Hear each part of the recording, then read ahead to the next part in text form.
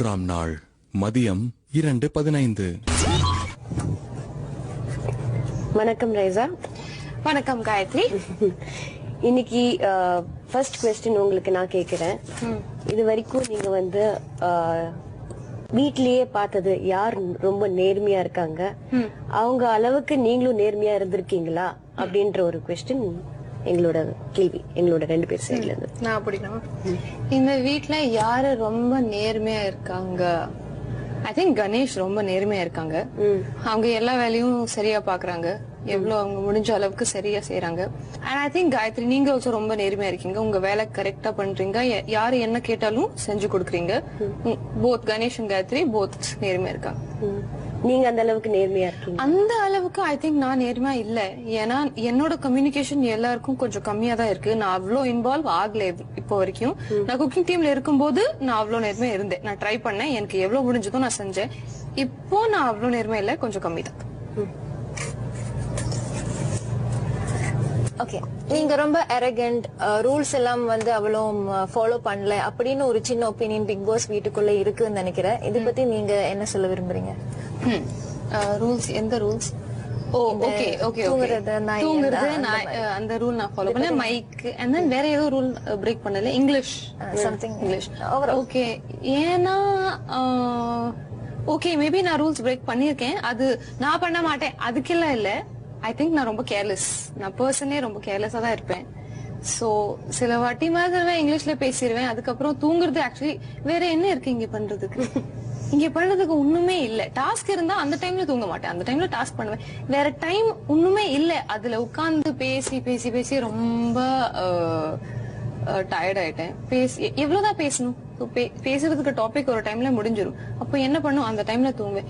English நான் ரொம்ப excited ஆகி ஏதோ டாபிக் எக்ஸ்பிளைன் பண்ண விரும்பினா. இப்போ என்னோட தமிழ் ரொம்ப இம்ப்ரூவ் ஆயிருக்கு இன்னைக்கு, நீங்க இந்த வீக்ல. இதுக்கு முன்னாடி நமிதா கிட்ட பேசி பேசி என் தமிழ் இம்ப்ரூவ் ஆகவே இல்லை. அண்ட் அந்த டைம் ரொம்ப எக்ஸைட்டடா ஏதோ பேச வந்தா அது ஃபர்ஸ்ட் எனக்கு இங்கிலீஷ்ல தான் வரும். இப்போ பெட்டர். தென் வேற எந்த ரூல்? தூங்குறது, இங்கிலீஷ்ல பேசுறது. வேற எந்த ரூல் பிரேக் பண்ணேன்? இல்ல அது இல்ல, அது மத்தவங்கள வந்து பாதிக்கிறேன்னு நீங்க நினைக்கிறீங்களா? அந்த மாதிரி இல்ல, ஐ டோன்ட் திங்க். நான் ரூல் ஃபாலோ பண்ணலன்னா ஐ டோன்ட் திங்க் அது யாரையும் பாதிக்கும். நான் ரூல் ஃபாலோ பண்ண மாட்டேன் அந்த ஐடியாவோட இல்ல. அது ஆயிடுச்சு ஐ திங்க். சாரி. ரைசா, இது வரைக்கும் பாத்திருக்கீங்க நீங்க சில விஷயங்கள் வந்து போன வாரம் வந்து ரொம்பவே அவுட் ஆஃப் ஹேண்ட் போச்சு. அந்த டைம்ல உங்களுக்கு ஒப்பீனியன் இருக்கும் போது அது சொல்லணும்னு ஆசைப்பட்டீங்களா? சொல்ல வேண்டாம் அப்படியே விட்டுறலாம் அப்படின்னு நீங்க நினைச்சு விட்டுட்டீங்களா? எந்த டாபிக்? ரிகார்டிங் கமல் சார் நேற்றுக்கு क्वेश्चन கேட்டதுல. Okay okay okay. அந்த டைம்ல எனக்கு என்ன ஒப்பீனியன் இருந்தது? ஒரு ஒப்பீனியன் இருந்து அது நீங்க வெளியில சொல்லணும்னு நினைச்சீங்க, ஆனா சொல்லாம அப்படியே விட்டுட்டீங்க அப்படின்னு இருந்திருக்கும். ஐ திங்க் இருந்துச்சு. அந்த மேட்டர்ல எனக்கு ஒப்பீனியன் இருந்துச்சு. ஆனா இங்க எல்லாமே அவங்களோட ஒப்பீனியனை கொஞ்சம் ஜாஸ்தியா எக்ஸ்பிரஸ் பண்றாங்க. நானும் அதுக்கு மேல போய் இல்ல இல்ல நீங்க எல்லாமே தப்பு, இதுதான் என்னோட ஒப்பீனியன், ஏன் பேச்ச முதல்ல கேளுங்க, அதெல்லாம் பண்ண தேவையில்லை. நான் ஆக்சுவலி ரொம்ப ஒரு சில்ட் அவுட் பர்சன். அவ்வளோ ஃபர்ஸ்ட்ல போய் நான் தான் சொல்லணும் அப்படின்னு எனக்கு ஒண்ணுமே இல்லை. நான் கொஞ்சம் நீங்க எல்லாம் பேசுறீங்க கரெக்டா தான் இருக்கும். அதுல நான் போய் என்னை விட எக்ஸ்பீரியன்ஸ், என்னை விட ஓல்டு, என்னை விட ஸ்மார்ட்டா பீப்புள் இருக்காங்க. அவங்களுக்கு போய் நான் இது புதுசா சொல்லி தரேன் எனக்கு ஒண்ணுமே இல்லை. நான் சொல்லி தரவும் முடியாது. ஓகே, இந்த வீட்ல உங்களுக்கு ரொம்ப பிடிச்ச விஷயம் என்ன? பிடிச்ச விஷயம் இந்த வீட்ல எனக்கு ரொம்ப பிடிச்ச விஷயம் வந்து ஐ திங்க் எல்லாருமே ரொம்ப மெச்சூரா இருக்காங்க. இப்போ எனக்கும் உங்களுக்கும் உங்கள் 2 பேருக்கும் மிஸ் அண்டர்ஸ்டாண்டிங் நடந்துச்சு. ஆனா நீங்க நல்லாவே இங்க உட்கார்ந்து நல்லா பேசிட்டு இருக்கீங்க ஸ்மைலோட. அது ரொம்ப ரொம்ப மெச்சூர். அது ரிக்வயர்டே இல்லை. Very professional. Very professional, very mature. அது எல்லாருக்குமே இருக்கு. I love that. It's really good. Final கேள்வி, இந்த வீட்ல இருந்து வெளியில போறவங்க நல்லவங்களா கெட்டவங்களா? ஐ திங்க் எல்லாம் நல்லவங்க தான்.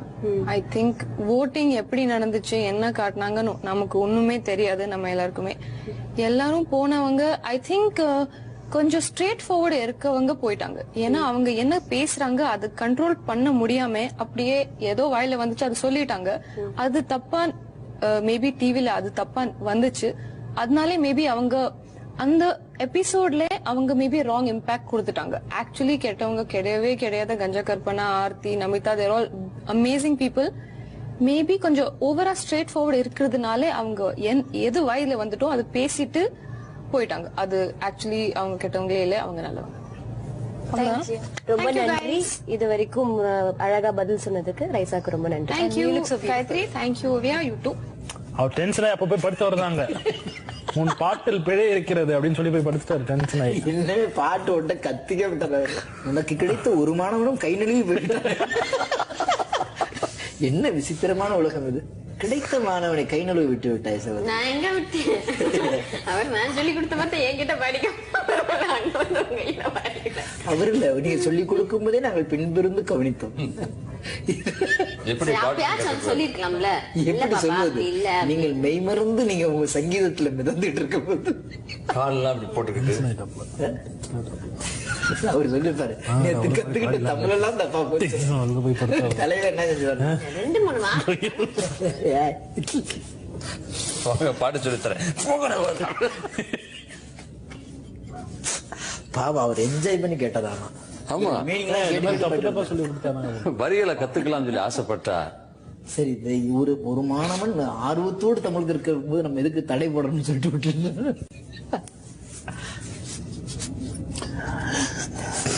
என்ன விட்டுட்ட, தூக்கி வரிட்ட? எங்க உன் கப்பு தலை? பெங்களூருங்க. கப்ப காணும் தலையில. சுத்தி இந்த கப்போட காலியா போச்சு, அதனால தூக்கி மேல சொல்லிட்டேன். நல்லா இருந்தது அது, நல்லா இருந்தது அது. நிஜமாவா? எடு, நல்லா இருந்தது. கையில தான் ரெடி பண்ணி வச்சிருப்பியா, எடுத்து விட, அவ்வளவுதான் முடிஞ்சு வச்சு. அருக்காணி மாதிரி ஆயிட்டு. Yellow and yellow merge. ஆமாண்ணே. உட்காருங்க. இந்த இடம் தான் எடுக்க சொன்னாங்களோ? ஆமாண்ணே. இந்த இடம் தானா? ஒரு சத்தம் வராம இருக்கிறதுக்காக. ஆமா. வணக்கம் அண்ணா. வணக்கம். வணக்கம். எப்படி இருக்கீங்க? நல்லா இருக்கு. சோ அண்ணா, இன்னைக்கு வந்து பிக் பாஸ் நியூஸ்ல நிறைய ஒரு 5 கேள்வி கேட்க போறோம். சரி. சோ அதுக்கு மக்களுக்கு வந்து நேர்மையா பதில் வேணும்னு சொல்லிட்டு கேட்டிருக்காங்க. சோ அது நீங்க வந்து ஆன்சர் பண்ண வேண்டியது. நான் எப்பயும் நேர்மையா தான் இருக்கேன். ஓகே.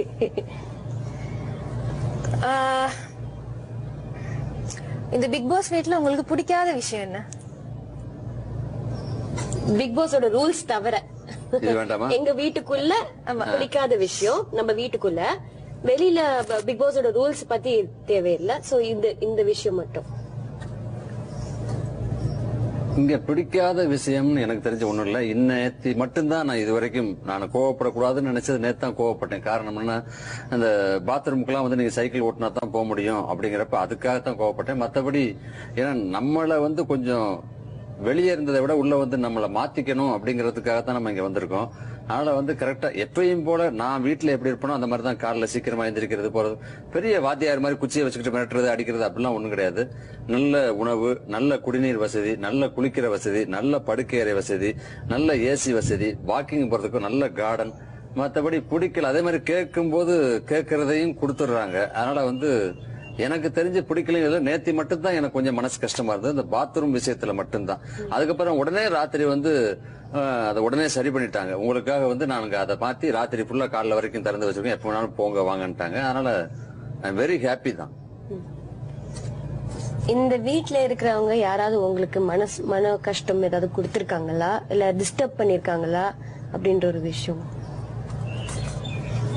வீட்டுல உள்ளவங்க இதுவரைக்கும் யாரும் மன கஷ்டப்படல. நானு சினிமாலையும் சரி, இங்க வந்ததுக்கு அப்புறம் சரி, நடிகனாக இதை சொல்ல நான் நிறைய இதுக்கு முன்னாடி கொடுத்த பேட்டிகள்ல கூட சொல்லியிருக்கேன். நகைச்சுவை நடிகர்கள் வந்து நகைச்சுவை நடிகர்களோ ஒருத்தர கேட்கும் போது வந்து இவரை எப்படி இவர் நல்லா இருப்பாரு, அவர் வேணாப்பா அப்படிலாம் சொல்லி நிறைய பேர் சொல்லுவாங்க. எல்லா நகைச்சுவை நடிகர்களுக்கும் வையாபுரியை பிடிக்கும், வையாபுரிக்கும் எல்லா நகைச்சுவை நடிகர்களையும் பிடிக்கும். இப்படித்தான் நான் பேட்டியில இது வரைக்கும் சொல்லியிருக்கேன். அதே மாதிரி எந்த நடிகர்கிட்ட போய் கேட்டாலும் என்ன பிடிக்கும் சொல்லுவாங்க. அந்த மாதிரி இந்த வீட்டுல நேத்தோ முந்தானில கூட ஒரு டாஸ்க் நடந்தது, அதுல கூட நான் சொல்லியிருப்பேன். அதாவது இங்க இருக்க 10 பேருக்கும் என்ன பிடிக்கும், எனக்கும் 10 பேரையும் பிடிக்கும் சொல்லிருப்பேன். அந்த மாதிரி யார் மனசையும் புண்படுத்தக்கூடாது அப்படிங்கறது ஆரம்பத்தில இருந்து என்னுடைய கொள்கை. வீட்டுல தெரிஞ்சோ தெரியாமலே மனைவி, பையன், பொண்ணுகள்கிட்ட வந்து அன்பு செலுத்தாம நிறைய அதை மிஸ் பண்ணிட்டோம். இனிமே வந்து எல்லார்ட்டையும் அன்பு காட்டணும், எல்லார்ட்டையும் அன்பா இருக்கணும்.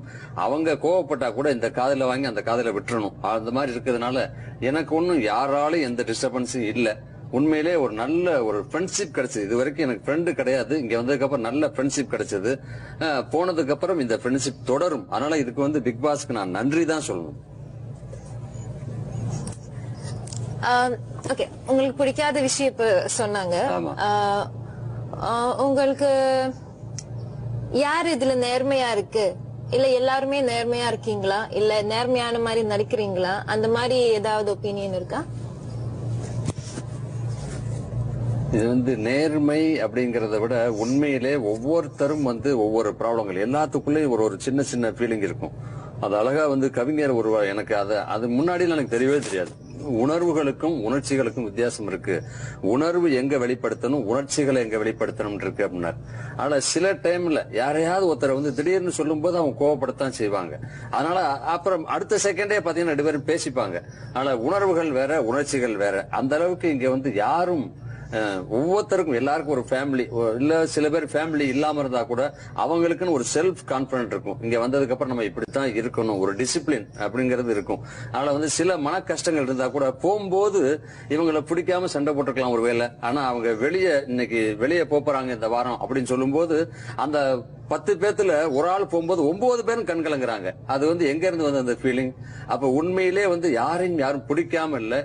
அதே மாதிரி ஒரு சில பேர் அந்த கொள்கை அதெல்லாம் கிடையாது. அந்த விலகி போகும்போது தனக்குள்ள ஏதாவது போகும்போதும் சொல்லும் போது நான் ஒருவேளை யார் மனசையா புண்படுத்தினா மன்னிச்சிருங்க அப்படின்னு சொல்ற வார்த்தை மன்னிப்புங்கிறத விட உலகத்துல வேற எதுவும் கிடையாது. அது கமல் சார் அடிக்கடி சொல்லுவாரு. அந்த மாதிரிதான் இங்க ஒவ்வொருத்தரும் ஏதோ ஒரு சில டைம்ல தன்னுடைய ஏதோ ஒரு மூடவட்டில் வீட்டை நினைச்சுக்கிட்டு இருப்போம். இல்ல அந்த டைம்ல ஏதாவது ஒண்ணு சொல்லும் போது சில கருத்து வேறுபாடுகள் வரும். ஆனா அது உடனடியாக சரியாயிடும். இங்க இருந்ததுலயே எந்த நாள் உங்களுக்கு ரொம்ப சந்தோஷமா இருந்தது? எனக்கு கமல் சார் சொன்னாரு, நீங்க அப்பா வேஷம் போட்டது ரொம்ப ரொம்ப பிடிச்சிருந்ததுன்னு சொன்னாரு. அது மட்டும் இல்லாம இங்க இருக்க ஹவுஸ்மேட் சக்தியில இருந்து மாஸ்டர்ல இருந்து எல்லாருமே அந்த அப்பா வேஷம் கரெக்டா இருக்கு, அப்பா வேஷம் கரெக்டா இருக்கு அப்படின்னு சொல்லி அந்த கொஞ்ச நேரம் வந்து ஒரு கலகலப்பா இருந்ததுன்னு சொன்னாங்க. ஆனா வீட்டுல வந்து இதே அப்பா வேஷத்தை போட்டுதான் அவங்கள கஷ்டப்படுத்தி இருக்கேன் நானு. ஆனா நான் கோவப்பட்டா காமெடியா இருக்குன்னு சொல்லிட்டு கூட இருக்க நண்பர்கள் எல்லாம் கூட நிறைய பேர் சொல்லுவாங்க. அந்த மாதிரி கோவமா உண்மையில இயல்பா தான் நடிச்சேன். அது மத்தவங்களுக்கு அது ஹியூமரா தெரிஞ்சிருக்கு.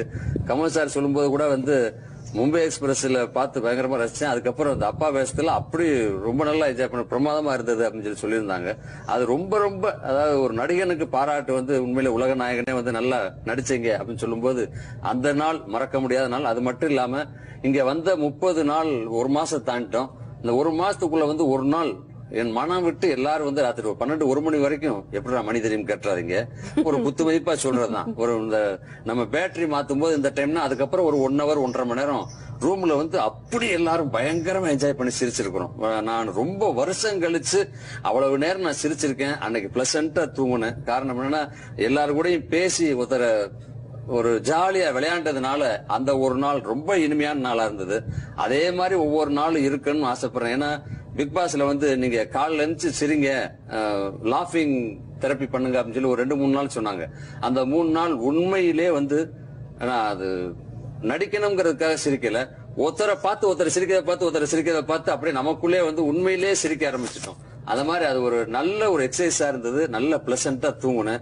அந்த மாதிரி ஒவ்வொரு நாளும் யாரையாவது கிண்டல் பண்ணி சிரிக்கலாம். திடீர்னு காலைல வந்து இனிமேல விளையாடுற வச்சுக்காதீங்க அப்படின்னு யாராவது சொல்லிட்டா அதனால அந்த ஒரு நாளோட நிப்பாட்டிப்போம் அப்படின்னு நிப்பாட்டிட்டோம். கடைசி கேள்வினா உங்களுக்கு கேளு. நீங்க ஏன் இன்னும் ஸ்விம்மிங் பூல்ல ஜம்ப் பண்ணல? பண்ணியாச்சு 3 தடவை பண்ணியாச்சா? ஓகே. உங்களுக்கு இன்னும் செய்ய வேண்டிய விஷயம் இந்த வீட்டுல என்ன இருக்குன்னு நினைக்கிறீங்க? என் வீட்டுல இல்லாததெல்லாம் இங்க இருக்கு. ஏன்னா ஸ்விம்மிங் பூல் வீட்டுல கிடையாது. அதே மாதிரி இந்த மாதிரி மாடலர் கிச்சன், ஃபுல் ஏசி அந்த மாதிரிலாம் வீட்டுல கிடையாது. ஏன்னா ரூம்ல படுக்க போனா ஏசி இருக்கும், அவ்வளவுதான். கார்ல ஏறினா ஏசி இருக்கும். மற்றபடி இந்த மாதிரி வாக்கிங் போறதுன்னா வெளியே தான் போய் வாக்கிங் போகணும். எல்லா வசதிகளும் இங்க இருக்கு. ஒரே ஒரு வசதி குறைச்சல் என்னன்னா ஒரே ஒரு போனை மட்டும் வச்சு கொடுத்துட்டா வாரத்துல ஒரு நாள் மனைவி கிட்டயோ பையன்கிட்டயோ பொண்ணுகிட்டயோ மினிமம் ஒரு 2 நிமிஷத்துல பேசுங்க. 1 நிமிஷத்துக்கு முன்னாடி எல்லாம் வந்து நம்ம லோக்கல் கால்ல பேசுவோம்ல, 1 நிமிஷத்துக்கு 3 ரூபா அப்படி சொல்லுவாங்க. அந்த மாதிரி அந்த டாஸ்க் வரும்போது எங்களுக்கு வந்து அந்த என்ன பட்ஜெட் அது லக்ஸுரி பட்ஜெட்ல வந்து ஏற்கனவே போன் பண்றதுக்கு இருக்கு அப்படின்னு சொல்லி இருந்தாங்க. ஒருவேளை எங்களுக்கு அந்த லக்ஸுரி பட்ஜெட்ல ஜாமான் அனுப்பாட்டியும் பரவாயில்ல, எல்லாருக்கும் ஆளுக்கு ஒரு தடவை அவங்க வீட்டுல இருக்கவங்க கிட்ட ஒரு அலோ அப்படின்னு சொல்ற அளவுக்கு வாரம் ஒரு நாள் ஒரு போன் கொடுத்தாங்கன்னா மத்தபடி குசலம். அப்புறம் அவங்க வந்துருச்சா செக்கு, அப்புறம் பக்கத்து வீட்டுக்காரர் என்ன பண்றாரு, எதிர் வீட்டுல கல்யாணம் ஆயிடுச்சா, எத்தனை பிள்ளைய, அப்படி அவ மாசமா இருக்காளா, இதெல்லாம் கேட்க மாட்டோம். நீ நல்லா இருக்கியா, குழந்தைங்க நல்லா இருக்கா, பிள்ளை நல்லா இருக்கா அப்படின்னு குசலம் மட்டும் விசாரிச்சுட்டு வச்சுக்குவோம். அந்த ஒரு வசதி பண்ணி கொடுக்க முடியுமா? ட்ரை பண்றேன். நாங்க பிக் பாஸ் கிட்ட சொல்றேன். உங்க கருத்து வந்து ஐ மீன் ஒபினியன் அவங்க கிட்ட கேட்டுட்டு நான் உங்களுக்கு ஒரு பப்ளிக் பூத் எல்லாம் வைக்க வேணாம். நம்ம இது பண்ணோம்ல, ஃபாஸ்ட் ஃபுட் பண்ணோம் இல்லையா, அப்ப போன் பண்ணி ஆர்டர் கொடுத்தாங்கல்ல, அந்த மாதிரி ஒரு போனை வச்சுட்டு ஒரு ஆளுக்கு 1 நிமிஷம் 2 நிமிஷம் டைம் டப்புக்குன்னு பிடிக்கிட்டு போயிடணும். அந்த மாதிரி எல்லாருக்கும் ஒரு அளவு சொல்ற மாதிரி.